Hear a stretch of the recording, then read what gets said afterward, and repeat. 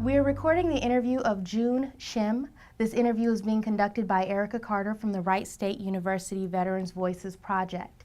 This interview is being recorded at Wright State University and the New Media Incubator. It is 11:38 a.m. on December 6, 2018. How are you today? I'm doing very well, Ericka. Fantastic. Thank you so much for sitting down with us. Okay. Where and when were you born? I was born on April 14th, 1978 in Seoul, South Korea. Okay. Who were your parents and what were their occupations? So my father's name is Joon Shim, and he was in business. And my mom, her name is Young Shim, and she was a homemaker, and then she got into business as well. Okay. Do you have any siblings? I do. I have one brother. What's his name? His name is Joon Shim. Okay. And did he serve in the military also? He did not. Okay. Okay. What were you doing before you entered the service? Great question. I went to college at Bryn Mawr. It's a women's college. It's one of the Seven Sisters. It's in Pennsylvania. And I studied philosophy. But I always knew I was going to go to medical school. And I probably could have majored in chemistry, but I chose to just focus on philosophy because I was doing a senior thesis, and when I put something in, I put it 100%. And I took 2 years off and applied for medical school. And I was at Johns Hopkins doing research. And during my application, and once I got into George Washington University in Washington, D.C. for medical school, I thought to myself, how am I going to get through medical school financially? And I spoke to a couple of people and I decided, you know what, my family has a huge history of serving in the military, not in this country, in Korea, because most men are drafted. And my dad served, my uncle served, and I always enjoyed the show MASH.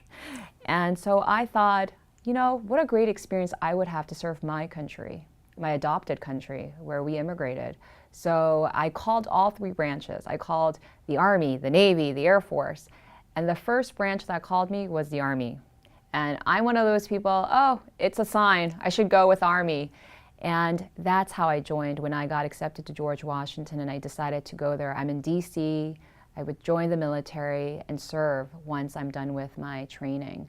And I decided to be commissioned as a second lieutenant officer of the U.S. Army in 2012. And how old were you? Not 2012, sorry, 2002. That was right after 9/11. Okay. 2002, how old was I? 20-something, because I was born in 78. Yeah, okay. 24. Okay, so we kind of missed a little part. Yeah. When did you come to the States, how and why? I came to this country when I was 6 years old, and my dad's business brought us here. Your dad had his own business? He was with he eventually had his own business, but it was with my grandparents, yeah. And okay. He came to join their business, and then we decided to immigrate here permanently. Your grandparents were already here? Yeah, my grandparents have been here, I believe, they're both deceased, but from what I understand, since the 70s. Okay. Yeah. So just before you were born? Yeah, okay. I guess so, yeah. All right. So the Army pulled you in. What was basic training like? So, you know, I didn't go to basic training because I'm an officer. So I went to the officer basic course. Okay. And that was right after my first year of medical school. And I went to San Antonio, Texas. It was a place called Camp Bullis. We were there for 6 weeks and I learned to shoot. I learned to do land navigation, some leadership skill as an officer. Yeah, I mean, that was the first time I ever touched a gun. So, because I grew up in New Jersey, and you know, where I lived in my community, we don't go hunting or anything. I didn't grow up with that. So it was an interesting experience, and then also carrying all those duffel bags back and forth. But it definitely gave me a lot of respect for the enlisted guys, because I'm sure we got a very abbreviated version of anything you want to call as a, you know, basic course for, you know, military. Because you had already done medical school, did you go into the medical field? Yeah, I mean, that's, so because I went to college, I had no interest in the military. I went to a women's college. No one does military at where I went. But once I got accepted and I decided to become a physician, yeah, that's when I decided to join the military, and they all sort of worked together to be where I am today. Okay. It's always positive when the military has a wonderful effect on somebody's life. It tends to do that from time to time. All right, so 6 weeks of officer basic course, yeah. Okay, and then where did you go after that? So, you know, that was during the summer, and I was still a medical student. So from 2002 to 2006, I was at George Washington finishing my studies as a medical student, as well as, so I got my MD and MPH during the 2002 to 2006. In the military, I was commissioned, but I wasn't doing anything with the military because I was still a student, and they wanted me to finish up. And I want to also highlight that I'll never forget this. It was right after 9/11, 2001, and my interview at George Washington was a day or 2 days afterwards. Oh. And I thought that they were going to cancel my interview for medical school because of all the havoc that was going on in Northern Virginia and DC, but they didn't. And so I took an Amtrak because I was living in Baltimore at the time, researching at Johns Hopkins during my gap year. And yeah, I went there, and it just changed my entire outlook and experience about our country. And when I got accepted to George Washington, and I knew that we were about to embark, our country was about to embark in something new after 9/11, and I enlisted, I commissioned, I felt so good about it, that I could do something for my country, no matter in what capacity. And that at the time when I got into medical school, I was not thinking surgery as my specialty, but somehow, I could serve in some sort of capacity and form in the health service. So I was excited, hopeful, and yeah, I thought it was a great opportunity for me. And it was. Just to make sure I have an understanding, so you joined the military, and then you were considered a reservist or just inactive? Yeah, inactive reservist, because why? I basically received a military scholarship. It's called the HPSP. A lot of people in our country, they only allow, I forget, 200, 300 people to get it in our country, and I was selected. And each branch has their own quota that they can have, and then they can't exceed it, from what I understand. And I was lucky enough to be one of them to be selected for that scholarship. And HPSP stands for Health Professions Scholarship Program. And during that time, and it's for our medical students or dental students, anyone in the health field, during that scholarship receiving period, they don't do anything for the military because they're in a scholarship and they're just studying. But one of the requirements is while you're a student in the summer, when you're not in school, you go to officer basic course. And so I decided to do that after my first year of medical school. Okay. But that was it. Then I didn't have any kind of connection with the military until my fourth year of medical school, where I had to rotate through the hospitals. So I lived a month as a fourth year medical student in Hawaii, which wasn't bad. And I worked in the Pink Hospital, Tripler Army Medical Hospital. I went to Madigan, which is in Tacoma, Washington. And then I also went to Walter Reed because it was our neighbor hospital. I was right there in DC. So I did do some active duty time during those months. But for the 4 years during medical school, I wasn't really part of anything where I had to drill or anything like that. Did you have a place to report to, or no, just not nothing? at all. They leave you alone if you're a medical student. And in fact, when I went to officer basic course, remember, this was 2003, because it was after my first year of med school, we were still wearing green uniforms. And everything was different, the PT, everything. And that actually affects how things are later on when I'm done with my training. But yeah, I did it very early on, and yeah, it was a different uniform, different color, everything.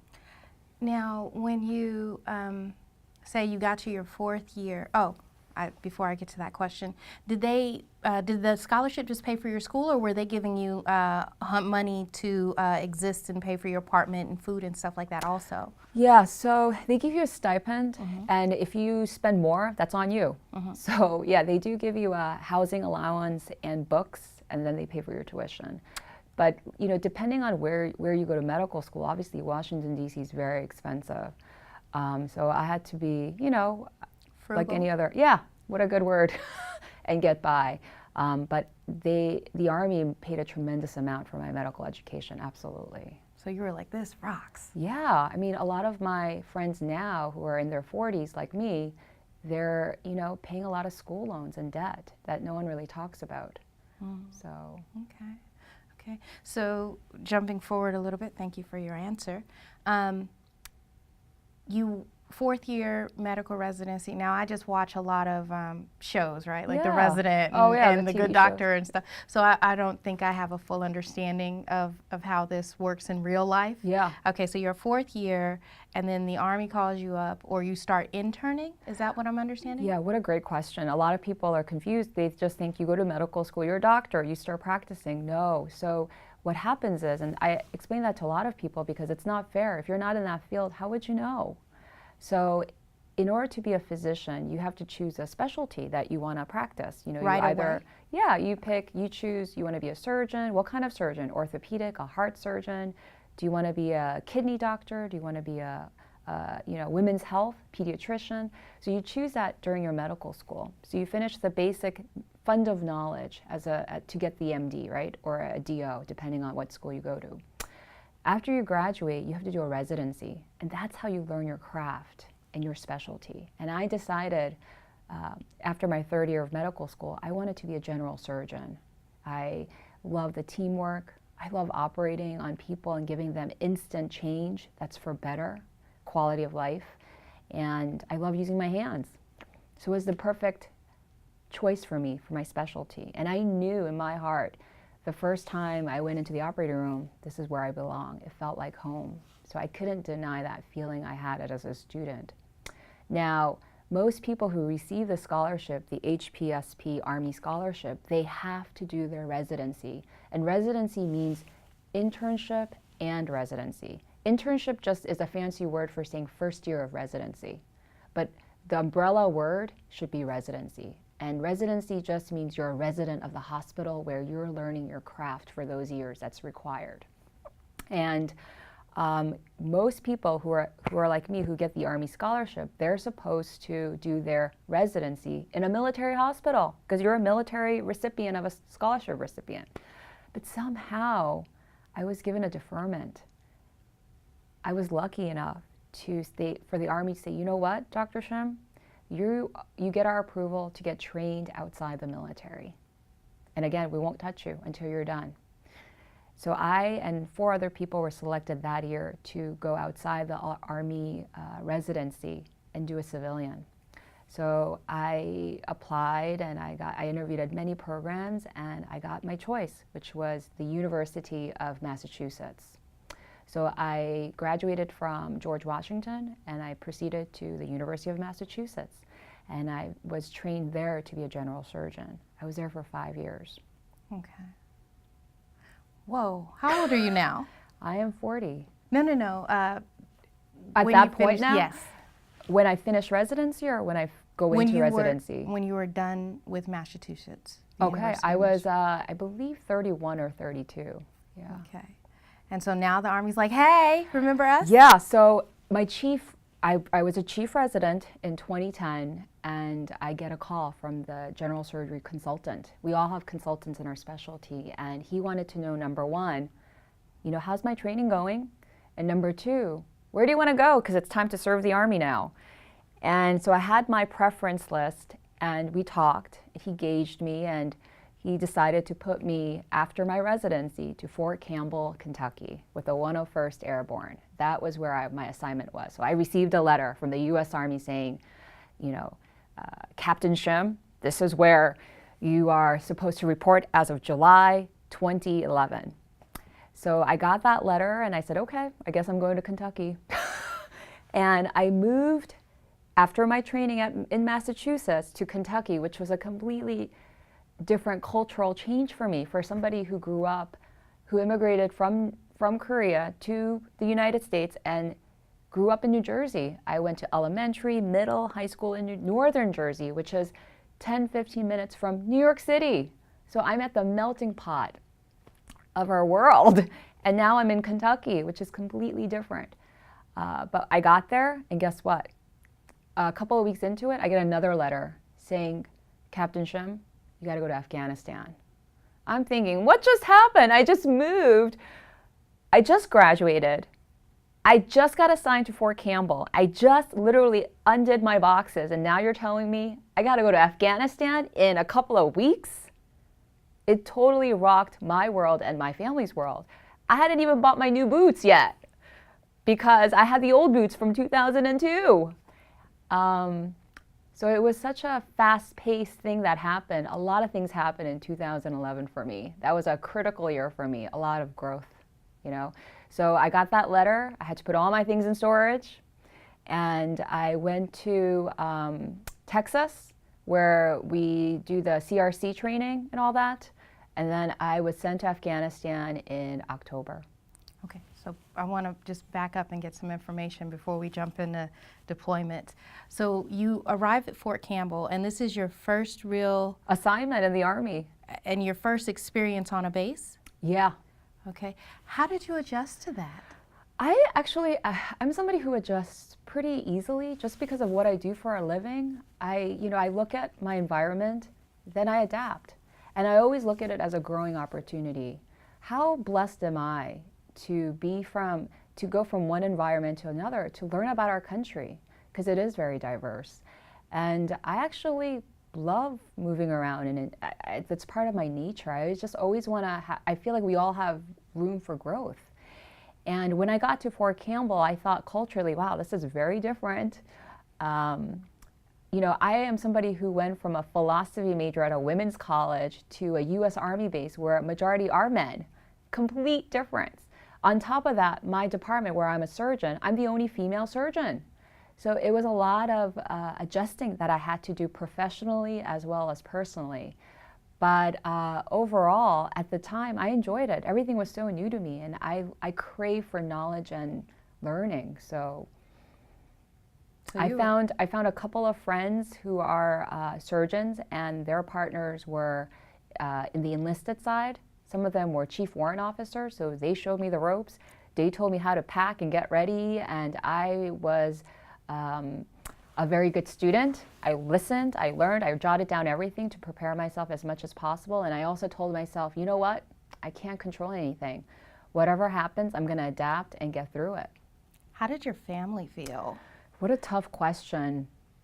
Very hard. My dad passed away, so it was just the three of us at the time I was not married. My brother, I have one sibling, he's a physician too. So my mother raised, as an immigrant woman from South Korea, raised two physicians as a single mother. So she's a phenomenal human being, obviously. Go mom. Yeah, my mom is, and because my dad passed away not that long ago after we immigrated here. I was only 10. He was diagnosed with terminal cancer, stomach cancer, and he passed away. And that's how my mom went from being a homemaker to a business person and to raise us. And my brother and I have always worked extremely hard to do well in school. Nothing was ever given to us. And we never wanted to put any financial burden on our mother, who was working so hard 7 days a week. So actually, both of us went to college on full scholarships. So we have no financial burden on our family. That was the whole purpose. And actually, that's one of the reasons why I decided to get a scholarship for medical school as well, because again, I didn't want to burden anyone, myself or my family. So when you first joined, how did your mom react? Was she? She was very supportive of me because she trusts me implicitly. I don't know if for the audience who were raised by a single parent, that usually as the oldest child, not only are you their child, but you also become sort of their surrogate partner, even if you're young and you grow up with that. And I am the oldest. My brother and I are only 18 months apart, but I was her, not just her daughter, but became her friend, her partner, her everything. Yeah. And so I guess given that kind of relationship, she always trusted me implicitly. She gave me a lot more freedom than the typical child. But then again, I was a very good child. I'm sure I had my bad teenage years, but I was always a good student, and I always did the right thing, whatever that means. And I was ambitious. and it always was in need of me. You know, people always ask, oh, Dr. Shim, how do I raise my daughter to be like you? I don't think a parent can do anything other than love their child. I think everything else, a child has to innately want that. And as long as you support and love that child, I can't imagine that child will not succeed. And that's what I received from her. You know, my parents both did not go to college, but they always worked hard, and that was always pushed on both of us, that nothing's given, you work hard. And if you work hard and opportunities present themselves, do what you can. And that's what we did, and that's why we're both physicians. The Army, you know, when I was given that letter to go to Afghanistan, it rocked my mom's world, because first of all, she trusted me when I decided to do the military scholarship, but at the time I didn't choose surgery as a pathway. And as a surgeon, once you choose that, you know you have a high chance of deployment, because you have to go to a forward surgical team, especially in a conflict in Afghanistan.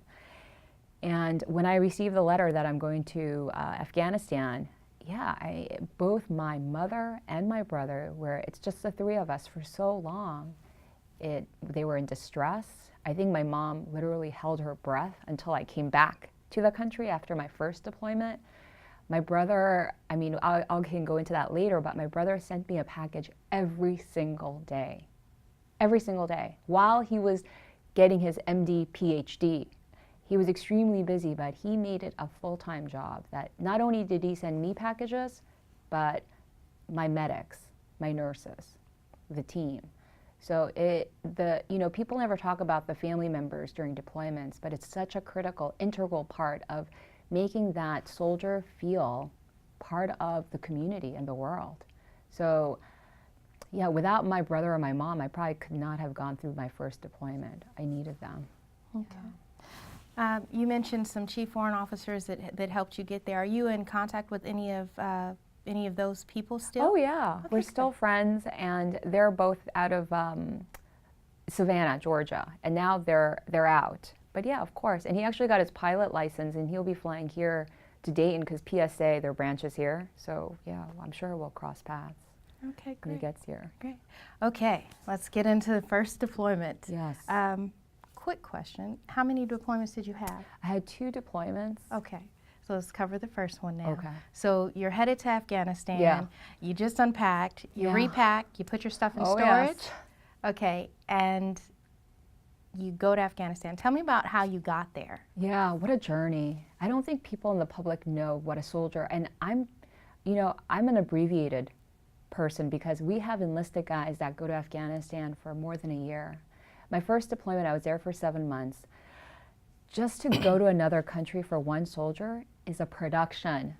And I just remember that there was a lot of packing, a lot of different drills we had to do, the MVC rollovers, the MRAP rollovers, going into those gas chambers for practice. And just, I remember the IOTV and the helmet, everything was so heavy, you know? And I was so out of shape because I was in residency, and the only thing I was doing is studying and living in the hospital. But I wanted to make it my mission that I always pass my PT test as an officer, because I wanted the enlisted guys to say, okay, she's not one of those doctors that are failing the PTs. So I made it a mission. Every day I would do a sit-up and push-up. At first, could I do any in a good way? No. But I made it a mission, and I always passed my PT test. And I made sure that I started getting physically fit for this deployment as best as I could. When I got to the CRC, then we were taken to Germany. We were there for a little bit, and then we arrived to Afghanistan. And I had to first go to the Air Force Base in the Craig Theater Air Force Base. And once I got there, I met the colonel who sort of shakes hands with all the surgeons, because we're all profist. And then we find out which FOB, forward operating base, we're attached, and which battalion we're going to go to. And my first deployment, I got there, and what a whirlwind. I mean, first of all, I had to adapt to the altitude and the elevation, and just the lack of sleep and the traveling. I mean, we're talking thousands of miles. Once I got there, I got my assignment to go to FOB Bostik, which is in the Kunar province, just 15 minutes from Pakistan. And there was a lot of commotion in that area. And to this day, I do not know why the Army put me there, but they did. You know, and so I got my assignment, and I first had to go from the Craig Theater, which is in Kabul, and I had to take a C-130 to Jalalabad, or they call it J-Bad. Once I got to J-Bad, I had to take a helicopter, because now from there on, you can't take a cargo jet. It's all helicopters, my friend. And so I got on a helicopter, and I got to Fabastic, and that's where I stayed. Once I got there, I never left the base, because I'm a surgeon. I need to be ready at all times. And when I landed, when my foot went down, I was on call 24/7.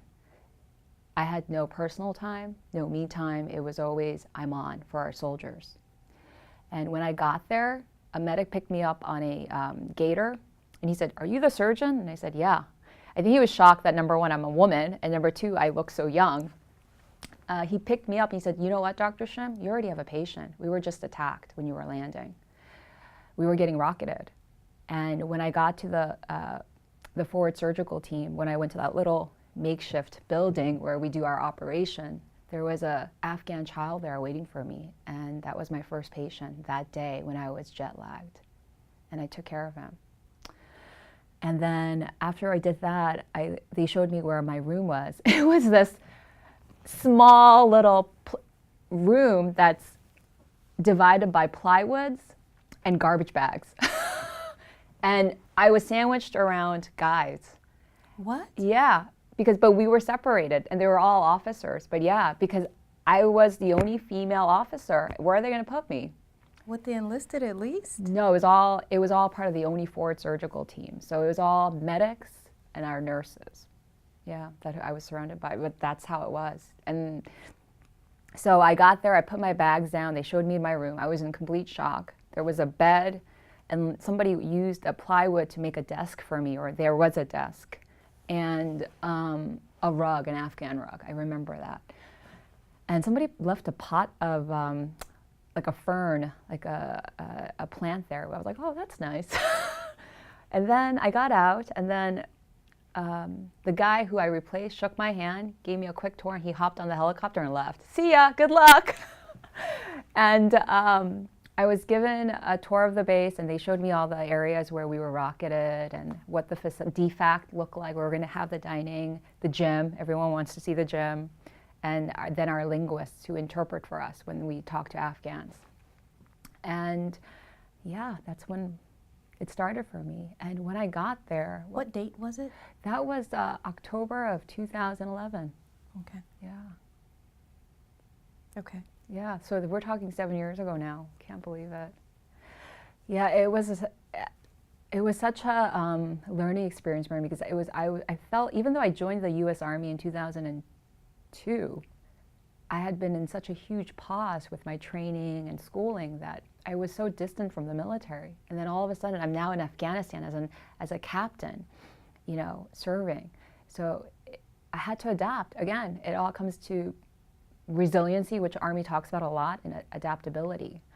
But what was really interesting is that I was the first female surgeon to ever be in that forward surgical, that FOB. And all these Afghan women, somehow they know about me, and they started coming for help. And yeah, we helped a lot of Afghan women and children during my time. Okay, any soldiers or airmen yeah. or seamen? I operated on one of our medics when we were attacked. He worked with me. I had to operate on him. I'll never forget that. And I remember he held my hand. He says, "Dr. Shim, I trust you." You know, and I said, no matter what, you're going to get better. And I remember a year later, he found me through Facebook and emailed me and said, I never got to tell you, thank you so much. But yeah, I had to operate on my own people. And, you know, I can go on and on about the destruction of war and the injuries that I saw of our soldiers, and the soldiers I did lose because we just couldn't do anything about it. It pains me to think about it. And I think that any soldier who deploys in a setting like that comes back saying that it doesn't change them. I don't know how honest they're being with themselves. Okay. So can you tell me a little bit about where you worked? And I can't imagine it was, one of these Grey's Anatomy type rooms. So can you tell me about the makeshift surgery? So the operating room, it was not a tent, it was actually a building, but it was small. You go in there, there's like a little break room, and then once you get into what we call the trauma bay, there's a couple of stretchers where we can, if there's a mass casualty, we can see multiple patients at once. There was only one operating theater, but we had 2 operating tables, so 2 surgeons could potentially operate at the same time. The rate limiting step is a surgeon can't operate without an anesthesiologist or a nurse anesthetist, right? A CRNA, and we only had 1 CRNA. So only 1 case at a time. So there were times in FOB Bostic where we had multiple patients, and I had to prioritize. I'm going to use the word triage. Who's expectant, who's emergent, who can wait a little, who can be flown in right now to Kabul instead. And I had to categorize it and prioritize. Now that had to be very difficult at times.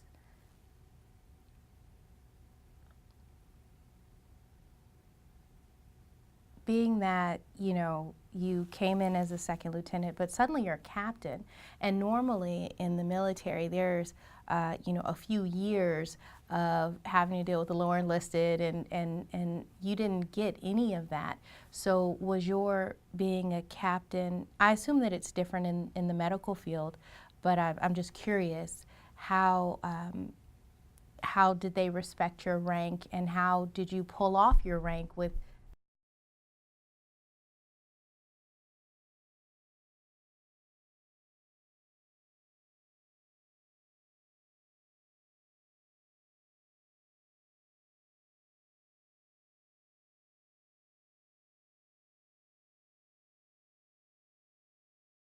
for a good 8-10 years while I was a resident and student.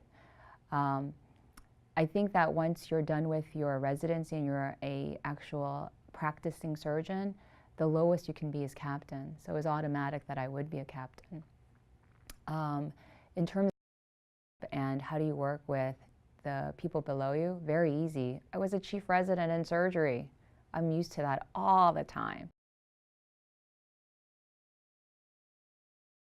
Seamless and easy for me as a surgeon. I can't speak that for every specialty, but there is nuances with the military versus civilian. But surgery, out of all the different specialties in medicine, is quite similar to the Army in terms of staying your lane, following the hierarchy.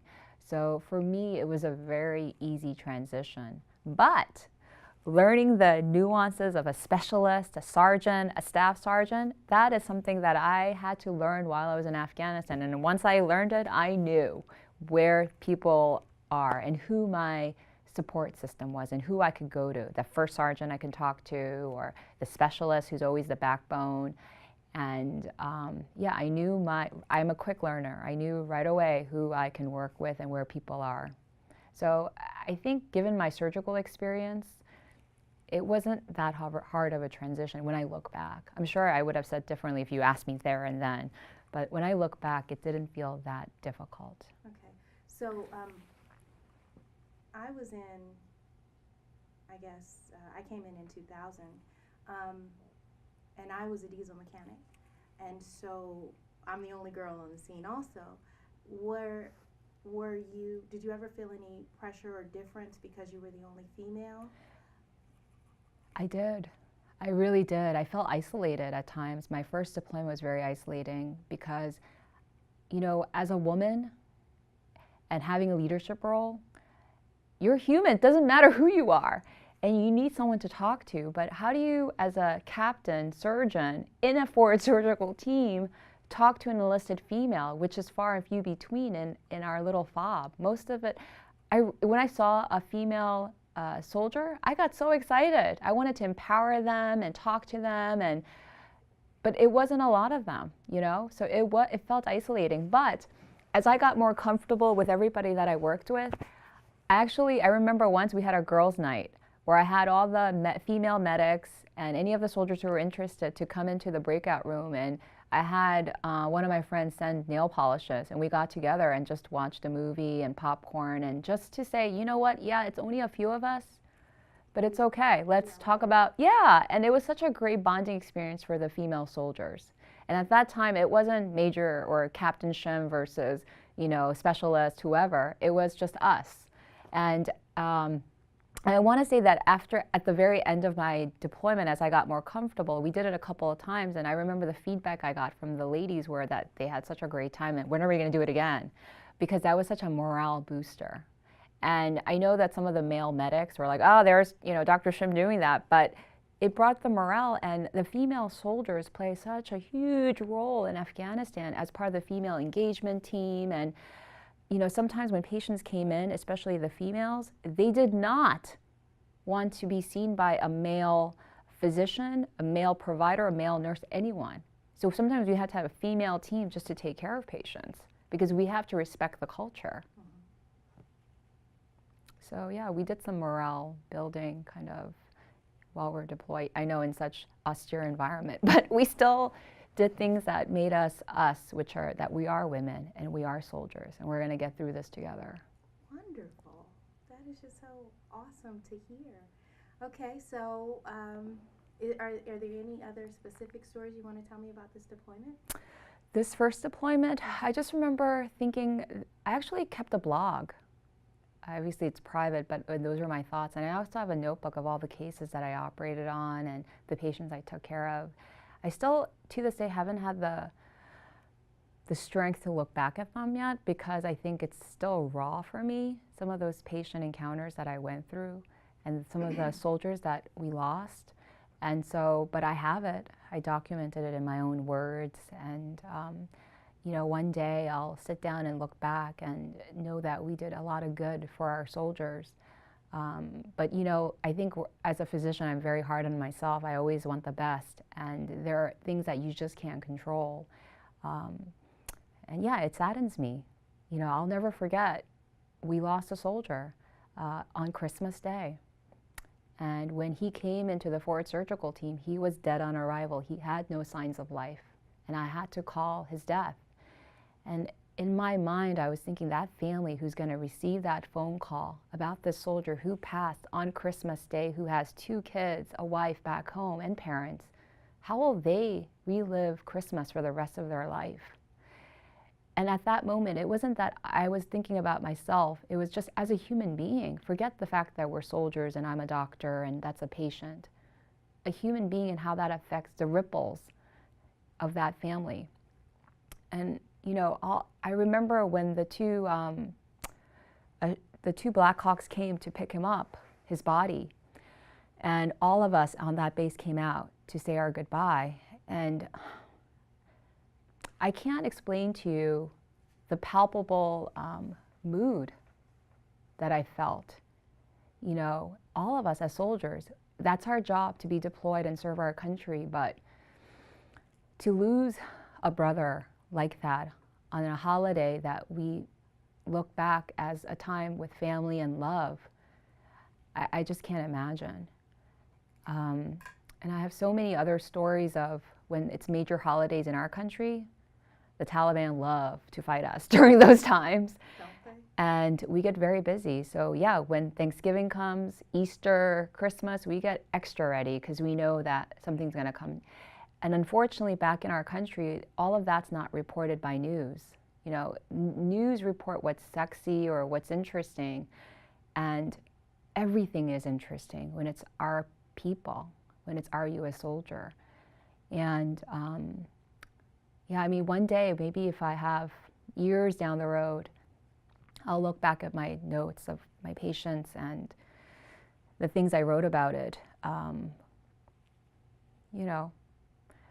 But to this day, I have to be quite honest with you, yeah, it's still raw for me and it's hard for me to reflect on it because I try to distance myself from my patients because I have to take care of them. But being a surgeon in war is harder than being a surgeon here in this community taking care of motor vehicle crashes or accidents. Absolutely. Absolutely. Okay, thank you for that answer. you're ready to go home. Deployment's over. You make that long journey back to Oh, Fort yes. Campbell. And what happens when you get back? Oh my gosh. It was the most life-changing journey back for me because for 7 months I was eating off plastic forks. I was used to MREs. By the way, I'm vegetarian. To maintain a vegetarian diet in Afghanistan is not easy business. But that's my ethical belief, and I wanted to maintain it. And I remember arriving to Atlanta, and I was looking around, and I'm thinking to myself, people just unhappy, people looking sad and upset. And I'm thinking, do you understand how lucky you are to be in a country where you have the freedom to go shopping, that you have electricity? You can go to the bathroom right next to your bedroom, because for 7 months I would have to get dressed in the middle of the night to go out to use the bathroom. I mean, those basic things. And it would be not close, but far away, or I would have to hold it in until the morning to use the bathroom. And, or even have utensils, you know, or even have the freedom to go shopping, to drive. And I remember just looking around saying, wow, feel so grateful to be alive, to be an American, and to be in this country. And I remember I was going from Atlanta to Nashville to go back to Fort Campbell, and there was an African-American man on that flight on first class. And I was wearing my uniform because I didn't have any civilian clothes. And he said, Captain Shim, it would be my honor if he doesn't even know me, if you could take my seat here in first class. And I said, sir, I'm okay. I don't mind sitting in coach. He pushed me into that seat. And that was the very first time that I've ever been flown first class from Atlanta because of this guy that did it. And he says, I just want to do this. Let me do this for me. I said, okay. And it was such a interesting ending to my deployment. My last leg of the journey. Okay. You arrive, you get your stuff, you have to unpack it again, or what happens next? So when I first arrive, I give everything in CRC. So now I just have my basic things. They give you, I forget how many weeks to sort of adapt and go through testings and all sorts of things, the post-deployment.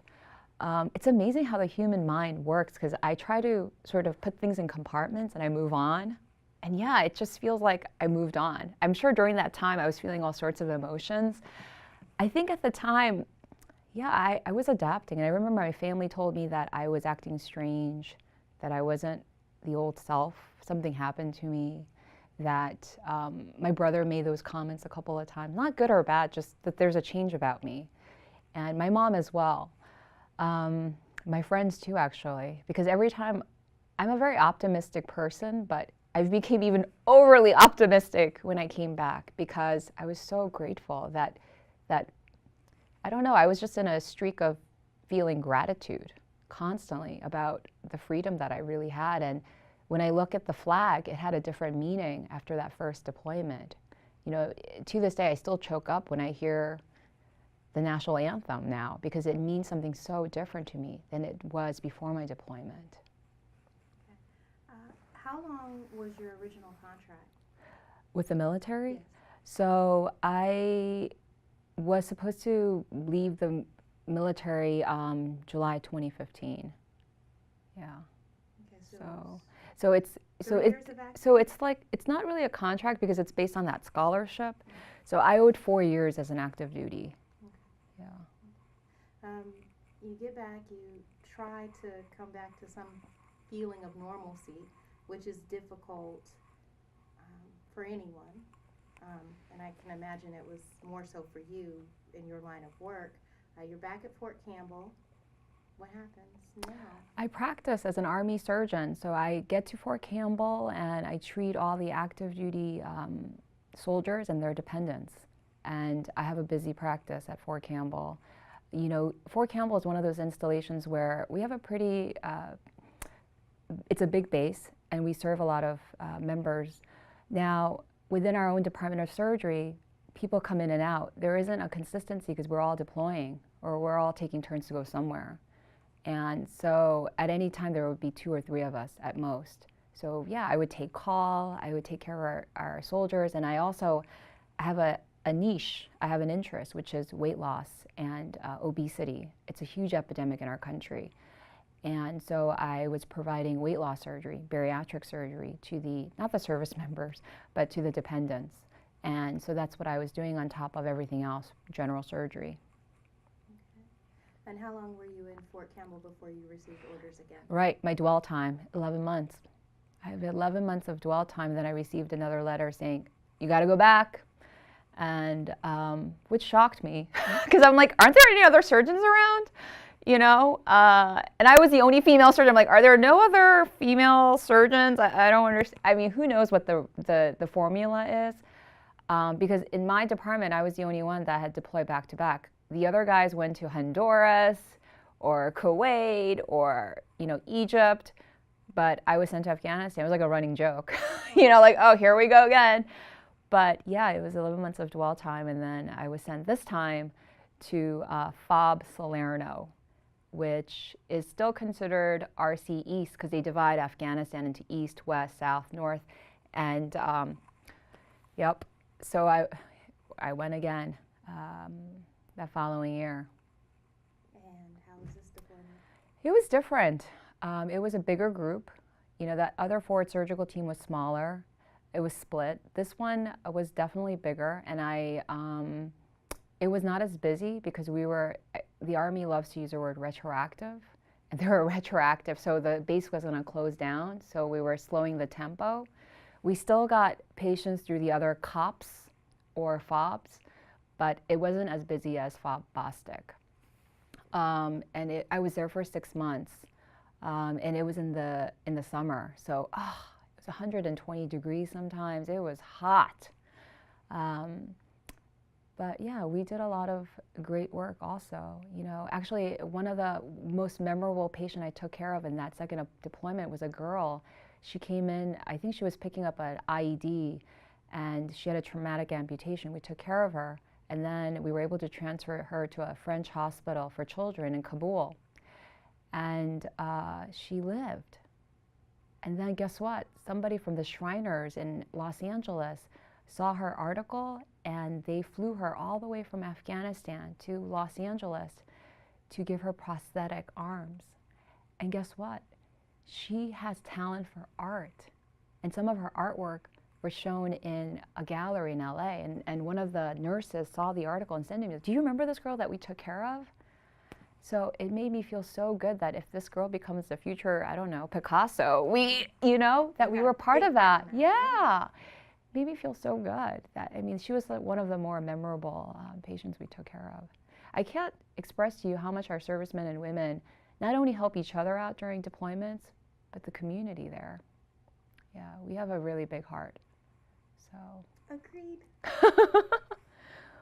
Okay, so 6 months, and then you come home again, long journey home. Yes. You're back at Fort Campbell. Yes. And are you winding down now? Yeah, you know, at that time, I have to think about it. Do I recommission, and do I stay for another 4 years? You know, my time's up in a year and a half or a year. What do I do? And we all have a long talk, you know. We decide, and I knew in my heart that this would not be a long career for me, that in the Army, that it would be temporary, because I wanted to teach at medical schools and you know, do research, and the civilian world benefited that for me more than in the military, minus the deployments too.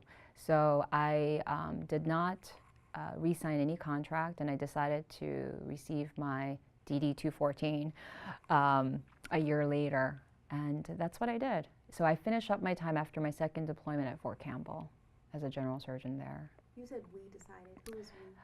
My mom and my brother. I always, you know, the three of us, we always talk about it and we decide. Obviously, they support what I do, but and they always trust me. But they're sort of my, you know, partners in crime. So I always wanted their input as well. And we decided that it was just too much for the entire family, because every time I went away, they would be holding their breath. So. Is there anything that you'd like to share about your last stint at Fort Campbell? You know, when I look back at Fort Campbell, I'm so proud of what I did for the community there, but more importantly, the weight loss, you know, the bariatrics. You know, it's funny, since I've been at Wright State, they do a lot of social media and Facebook. And I give bariatric seminars once a month. And one of my patients out of Fort Campbell found that Facebook. And I remember her. She was, 300 pounds or more, and I did gastric bypass on her. She lost a significant amount of weight. Her and her husband, I believe, was a first sergeant or something. I don't remember. They had a long trouble with fertility. She just couldn't get pregnant. She was battling PCOS. With the weight loss, guess what? They got 2 children. She found me on Facebook and sent me pictures of her 2 children. Aww. To me, as a surgeon that spent an hour and a half, 2 hours on that case, and the fact that she was given the opportunity to have 2 children and have become a mother makes me so proud. And the bonus is that it was a service member family. So when I look back at Fort Campbell, I'm so proud of the 130 patients that we touched with weight loss surgery, when I was briefly here and there from Afghanistan. And then what's funny is, because we're so close to Wright Pat, some of my patients come here because maybe they cross over from Army to Air Force, and some of the military physicians would text me or even, hey, do you remember this patient? I saw your operative report. You did their gallbladder. So the continuity of care just continues no matter where I go. And that's the beauty of serving in the military. So, how did you adjust to regular real life? Because, you're a kid, you're a student, you're a medical student, you're a student, suddenly I'm a warrior. Yeah. Or something. Yeah. And now it's like, I know. Let's pick a place and stay forever. I know. Yeah, I honestly, sometimes I wow my own self. Because I'm so busy. I wish, I want to make a change where I reflect more. The military experience, the active duty for 4 years was so condensed with so much that went on. But when I left the military, it's like it was a dream. Because I've been a civilian all my life except for that 4 years. So for me, it was seamless. It wasn't like a big adjustment for me. It was just, for that 4 years, I was in a dream and I had just woken up. So unlike other soldiers where they have a long career in the military or they didn't do anything prior, I did all civilian, and then I took a 4-year pause to be military, and then I got out. So I'm the opposite. It was very easy for me. I had no problems adapting to my old life, which was always civilian anyway. Okay. So you've got this amazing resume now, and you're leaving Fort Campbell. Tell me about where you decide to work, or who picked you up, or who was banging on the door. I know, yeah. I got very lucky. A lot of people were trying to recruit me for a position.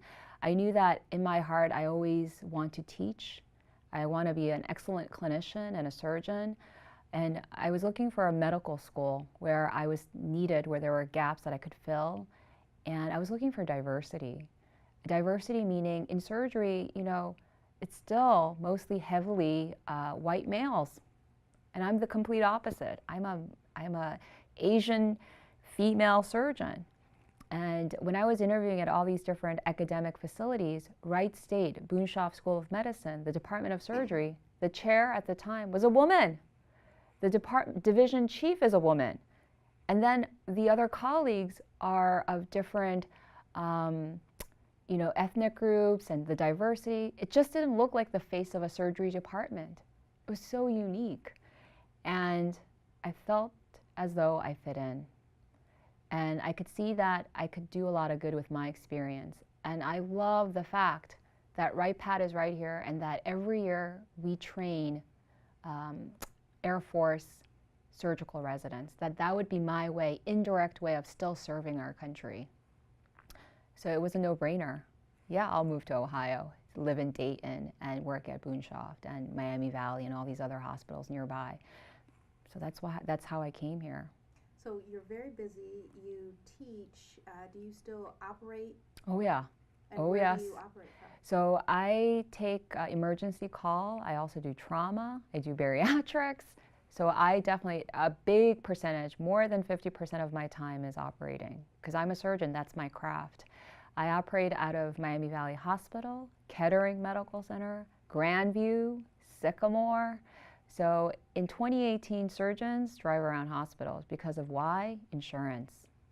You know, before patients come in and they just go to a hospital, but with all the things that are going on in our healthcare, and I say this to our medical students and our residents who are learning, that you have to understand also health policy, and that how do you adapt to the changes that occur in our medical field. And as a practicing surgeon, yeah, you gotta go to the different hospitals. So yeah, I drive around a lot. And grade papers.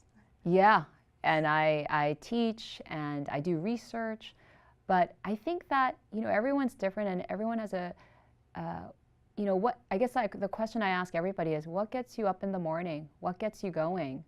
And I have a lot of interest, and that's what gets me in the morning. You know, I love operating. I can't imagine doing anything else, but I also love sharing my knowledge to others. And I think I love sharing that to my patients as well as my students. And I would love to continue that until I'm 85, 100. And now you've shared your veteran experience with everyone. Exactly, So yeah. we really appreciate your time because it is very, very precious. Are you a member of any veterans organizations? I wish I should, and Maybe I'm one not. day. Yeah, I would love to, actually. You're actually making me think that it's time, because I would love to. So I've done the Wounded Warrior runs and walks, and I'm actually, because I'm from New Jersey, my VA affiliation is with New Jersey. But now that I've been a Ohioan for 2.5 years, I probably should join something here. Yeah, I would love to. Yeah, I should. When we're done here, I'll suggest some things. Okay, great. What are some life lessons that you learned from the military service, besides optimism, because you made that very clear? What I learned from the Army is that freedom should never be taken for granted. And I'm not talking about the freedom to vote or just the freedom to do something as a human being. When I was in Afghanistan, I met these women. As a woman living in Afghanistan, there is no freedom. And for me, as a woman in the United States, the fact that I was able to achieve the highest level of education and receive all these opportunities, I'm so grateful. And the Army reminded me of that, and I don't take that for granted. The Army also showed me what it really means to sacrifice. I think a lot of soldiers, when they decide to join the Army for different reasons, I had a different reason, my friend may have a different reason, you may have had a different reason, but once you decide and you're in it, you know, how do you work as a team? How do you work to complete that mission? And it was such a growing opportunity for me as a human being. Forget what I do for a living. So that's how I look at it when I look back in the military.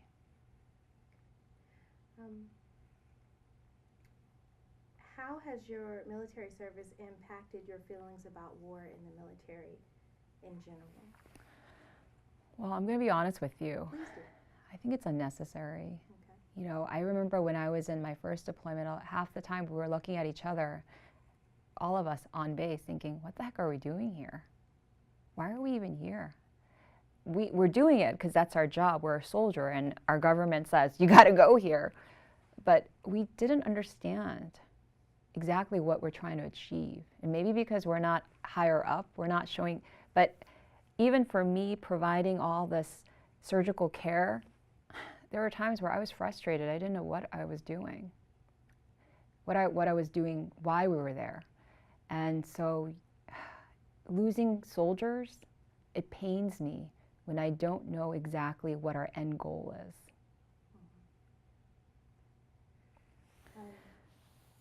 Is there anything you feel like we haven't discussed or should be added to this interview? No, I think every soldier's experience is so personal and unique. I think people try to weave common threads and commonalities, but I think that's not the right thing to do. I think instead the way we should approach it, every time we meet a soldier, either they've deployed or not, their experience is unique and it should be valued. And recorded, FYI.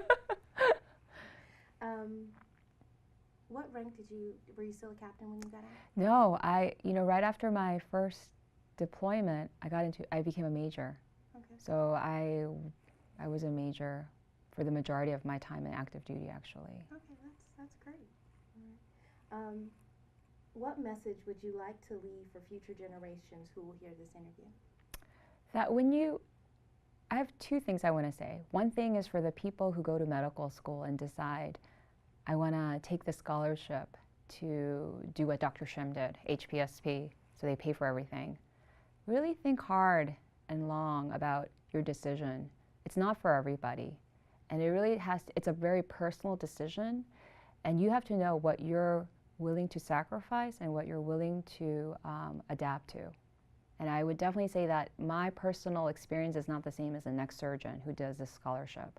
So don't just think of it as, oh, it's a great experience, look what happened to her. It's my personal experience, but I would say definitely do your research.